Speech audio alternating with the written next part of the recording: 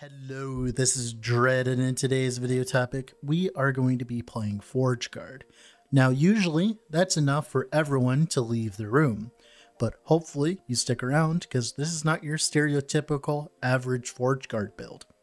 So, I leveled this character in SCF. This means it's solo character found. This means I started from level 1 fresh and played all the way through to 400 corruption fresh with no gear for my other characters, only COF. I'm only like rank, I think 8 COF, and my gear is really bad. But we've managed to get this far already on a Forge Guard, which is very impressive considering it only took me about 2 days to get to this point. So, if you haven't already, I would heavily suggest leaving a like on the video and subscribing to the channel, as that is the best way of currently supporting me and helping me make videos like this one. Now, let's talk about the build in detail, shall we? So this is Shield Throw Bleed Forge Guard. The idea behind Shield Throw is we throw a shield, it ricochets between enemies, and as those ricochets happen, they proc lava bursts, which cause AoEs of fire around them.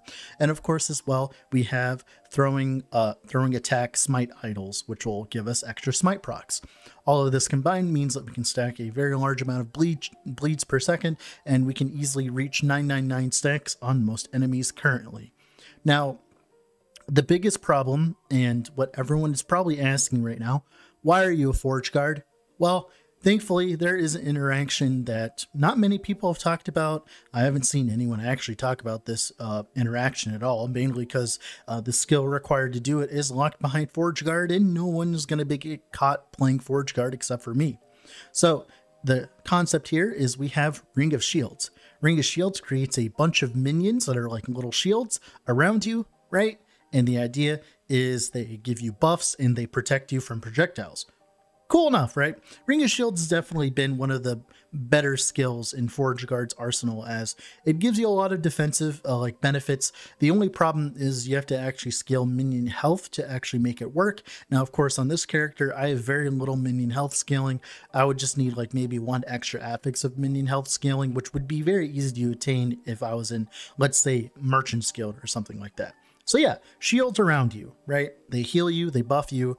Now, what's interesting is shield throw builds are notorious for their terrible single target damage. That is because those extra ricochets that you can get and invest into the tree for, those don't actually happen on a single target normally. That is because, you know, you ricochet once and it has to ricochet to something else to ricochet again. It cannot ricochet to the same target. And this is why shield throw is pretty good for clear, because it ricochets between a bunch of targets, but it's not very good for single target, and it's been notoriously ZDPS. Well, thankfully today we can finally change that by playing a Forge Guard. I know, like I said, don't worry, there's a reason. So there's a node inside Shield Throw that makes it so you can ricochet to allies. Now, this is commonly used for manifest armor shenanigans and deleting T4 Gerolith manifest armor. That's usually how people use Shield Throw.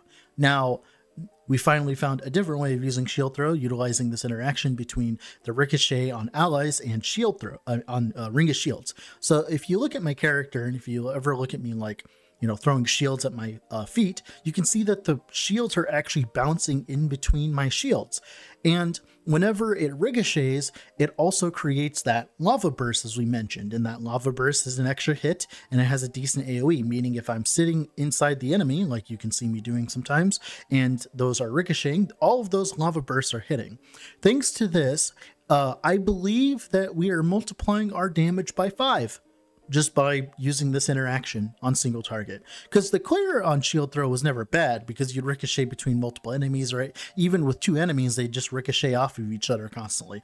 The problem was always the single target. Well, thankfully, with Ring of Shields, we can, you know, bounce between and turn our little Ring of Shields area into a blender. Because every single time you see that shield pass through an enemy, not only does it hit that enemy, you also get the extra lava burst procs from the shields, and all of that means we get significantly more bleeds per second. It is absolutely drastic. It is like I said, almost 5 times our damage when we are doing the little blender trick. And that's what makes this build tick and function. Now the rest of it is just focus on bleed, but you can go ignite if you are in Merchant's Guild. You can very easily set up an ignite set of gear. If you can also go spell crit with lava burst if you want to. There's a few options you can do with this build.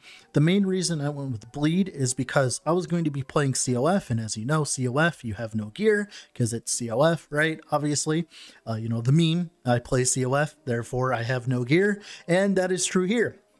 Because I played COF for like 2 days, and that means that I had barely any gear, right? So I had to rely upon with what I could get. So we got decent bleed uniques. So like for instance, Blood of the Exile, Valdir's Chalice, the Shield, Flair's Pride, right? Bleed uniques are generally by themselves without LP significantly better than Ignite uniques. Ignite uniques technically have a higher ceiling in terms of LP and stuff like that because, you know, Maelon's Hubris with multiple LP and all that, but getting that in a 2-day period on COF would be absolutely bonkers hard to do. So I decided to stick with Bleed. Bleed is definitely the cheapest from a fresh start because of how strong the items are by themselves without any LP on them. So like I said, we're using all of this stuff. We also get to finally use Flair's Pride. Oh my god, I love this item. It's one of my favorite items in the game. The idea is we're not technically using it as a shield per se. Let's be real. We get a little bit of defense from it, but the whole concept of this shield is to be able to play a bleed build and not have to dual wield. So if you don't know, all the dual wield passives, they make you take increased damage. So using a Flair's Pride instead is significantly better. Now, how did I level this build? I leveled it with Hammer Throw, with the stereotypical Hammer Throw setup. You can do Hammer Throw Ailment, right? And I'll be leaving planners down below if you want to see the leveling process that I went through. And then I swapped into Ring of Shields, I believe, at the end of the campaign when I got access to Ring of Shields, and that allowed me to swap to Shield Throw. And I'll be honest, the damage on this has been pretty good, all things considered. Now, of course, we're still a Forge Guard. Now, one mistake I made with my gearing, you know, to fix is I have no armor mitigation against dots with, like, you know, enduring gauntlets and with the champion regalia and stuff like that. So I would heavily suggest focusing on getting those aspects because that would make you take like 40% less damage from dots, which would make you feel significantly better than I am doing in this footage. But of course, you know, COF, therefore I have no gear. Now, with all that being said, like I said, I'd heavily suggest leaving a like on the video and subscribing to the channel because that helps out videos like this one and help me pump out the ones like this. And we're going to go in game and talk about the build more in detail. All right, so here we are in game with the character. Let's go over the gear real quick here. So we have Shield Throw here, level 20 Shield Throw. You can get plus levels and add extra armor granted on Ricochet. This allows us to actually stack our armor to the max. So as you can tell, we gain a lot of armor as I'm doing this, and this allows us to actually armor camp pretty easily with Shield Throw. This on top of Ironmonger, both of these combined mean that we actually armor cap on most enemies. So we're getting to 84% armor percentage, which is great. That's like a lot of DR. Then we're grabbing extra ricochets here. We're taking 5 points to Polished Steel, so our Shield Throw stays at 0 mana. If we take Polished Steel, Focused Campaign, and Shield Barrage, it means that we only need a -3 mana cost here, like this, to maintain a 0 mana cost on Shield Throw, which is important because it's what makes the build actually feel good to play. Then, of course, 2 extra ricochets here with extra mana cost, but it's fine. We want the ricochets. Then 1 point here, Eruption, so we get Lava Burst, right? That's actually the thing. Now, there's a bug right now with Lava Burst where it doesn't actually show the Lava Burst. I don't know why. It's just not showing it, and it's really annoying. It's really buggy, but trust me, the Lava Burst is actually there. Then we take 2 points into Forcible Breaking to create a larger area for our Lava Burst, so they actually hit single targets when we put down our Ring of Shields, like we always hit right next to us with the Lava Burst, which is great. That's pretty much it for Shield Throw. Now for Ring of Shields, it's very simple. All we care about is extra shields, extra health and phys res, and extra duration. Now we do grab all this healing stuff, armor on heal, block effectiveness on heal, but it's not too important. All we care about is the shields existing, right?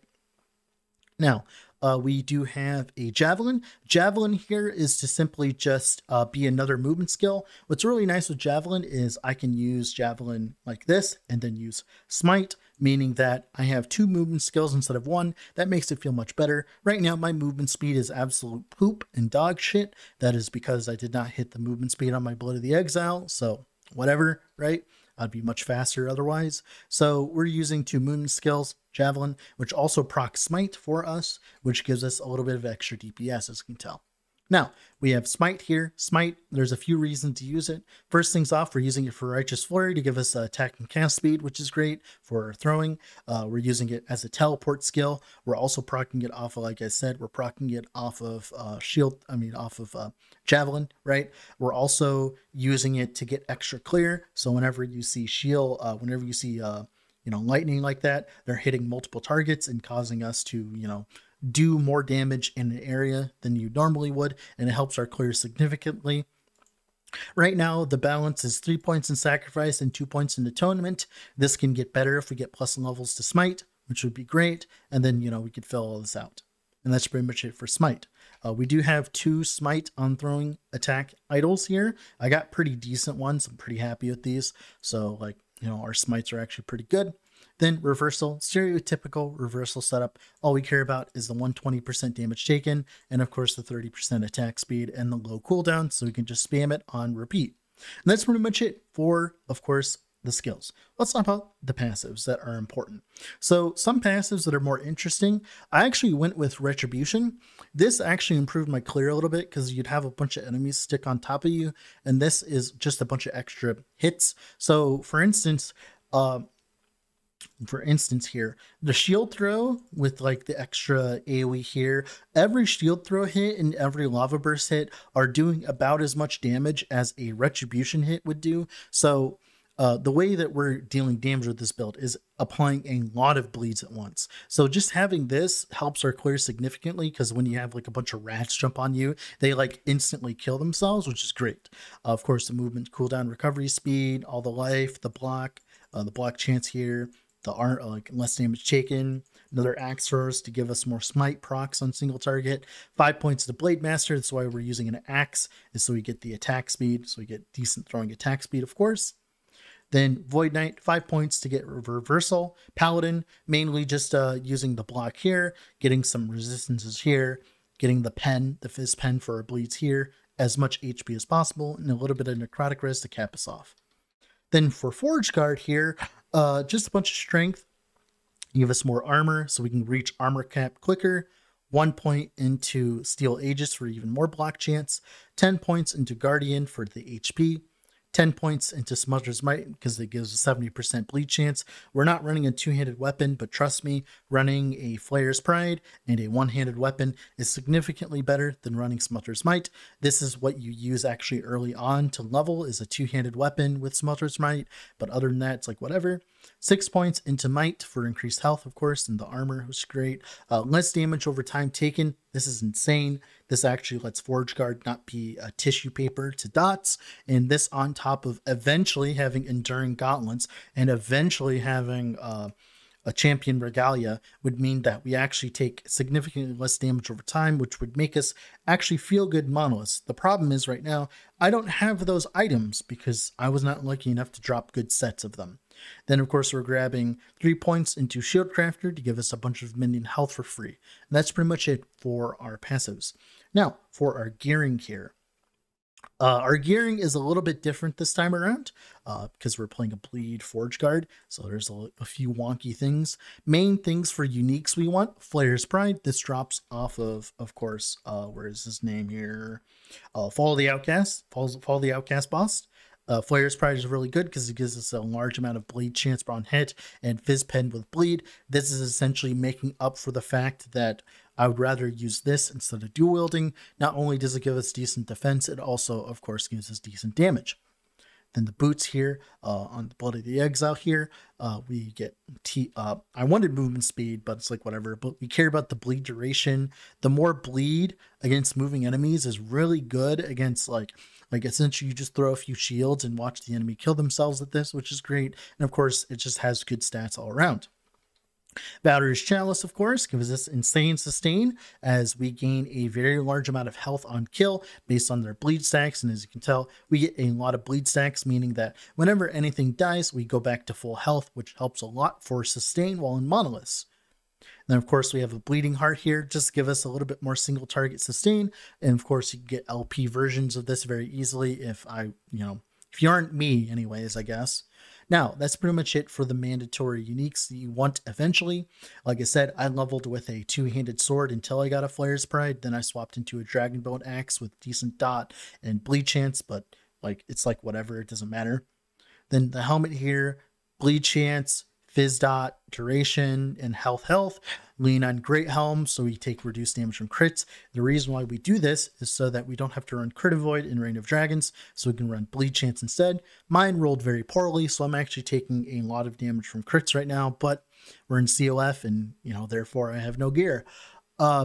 Then chest here. This is a really good chest. Hit T7 bleed duration, T5 fizz pen, and HP. I didn't manage to get the last HP roll. As you can see, I sealed a T4, but it ran out of crafting potential, so I couldn't put HP on it. This would be better if it was a champion regalia, of course.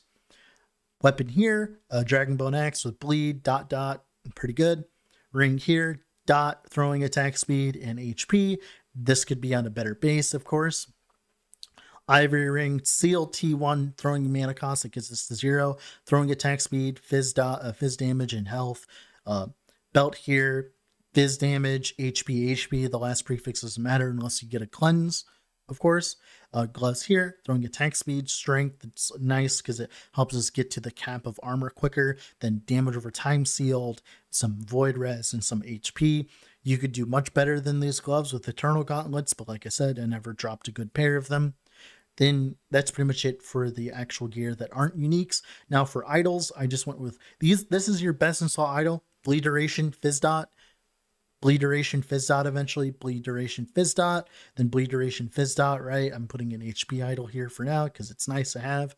Then 2 smite throwing attacks. You want fizz dot. And then, of course, smite on throwing hit. And that's pretty much it for my gear. That's pretty much it for my character. For my blessings real quick, just to look, it's a little different on this character. I went with HP instead of Void Res here because I had my Void Res capped already. I went with Lightning Res here, of course, so I can cap my Lightning Res. Bleed Chance here. This took me 10 dragons to do. That was very annoying. It was my first blessing to get. I would heavily suggest getting this blessing first as it gives you the most amount of damage early on. I went for Cold Res here. Eventually, you'd want a better rolled one. I do not have a better one, but I was trying to save time. Then here I have Frailty. Eventually, if you get Sealed T1 Frailty on your gloves, or if you get Frailty on your Valor's Chalice or your Bleeding Heart, you can actually swap this over to Endurance. You don't really care about the armor because you're already getting to armor cap anyways, shield throw. So you might as well take advantage of this and get blessings that actually help you. Technically, you could run the block and block effectiveness blessing here. You go up to even more block, but it's not really worth it in my opinion. You'd rather have the Cold Res, to be honest. It would save you a bunch of suffixes. And that's pretty much it for the character. Have a wonderful rest of your day, guys. Bye.